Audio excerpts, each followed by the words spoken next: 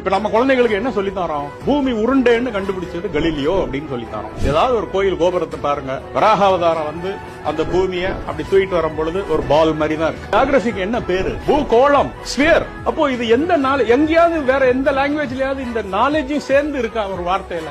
சூரியன் தான் நடுவுல இருக்கு, கிரகங்கள் அதை சுத்தி வருது அப்படின்னு சொன்னதுன்னா நம்ம காப்பர்னிக்கஸ் சொல்றோம். காப்பர்னிக்கஸ் சொல்லி 450 வருஷம் தான் ஆச்சு.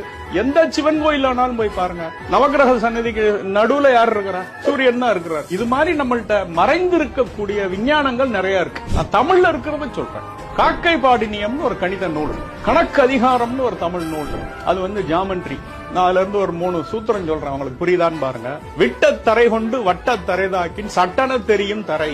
விட்டம், இது வந்து ஏரியா ஆஃப் அ சர்க்கிள். விட்டம் அப்படின்னு என்ன? டயமீட்டர். விட்டத்து அரை அப்படின்னா அதுல பாதி என்ன? ரேடியஸ். வட்ட அப்படின்னா சர்க்கம்ஃபரன்ஸ், அதுக்கு என்ன ஃபார்முலா? 2πr. வட்டத்துல அரை என்னது? πr. ரெண்டையும் தாக்கின் பெருக்கினால் விட்டத்தரை ஆர், வட்டத்தரை πr, πr ஸ்கொயர்ட். சட்டன தெரியும் தரைன்னா ஏரியா ஆஃப் த சர்க்கிள்.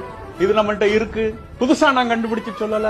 இப்படி ஜாமெட்ரி டக்கு டக்கு நம்ம மனசுல வச்சுக்கிடலாம். அது ஒரு கவிதை மாதிரி அந்த ஓசை நயத்தோட இருக்கிறதுனால இத்தனையும் தொலைச்சிட்டு நம்ம வெளிநாட்டுல இருந்து இப்ப வந்து ஒரு ஃபார்மேட்ல நம்ம படிக்க ஆரம்பிச்சிட்டோம். உலகில் எங்கு பெருப்பலும் தமிழ் கற்கலாம், கற்பிக்கலாம். Learn and teach Tamil from worldwide. avayar padasali.org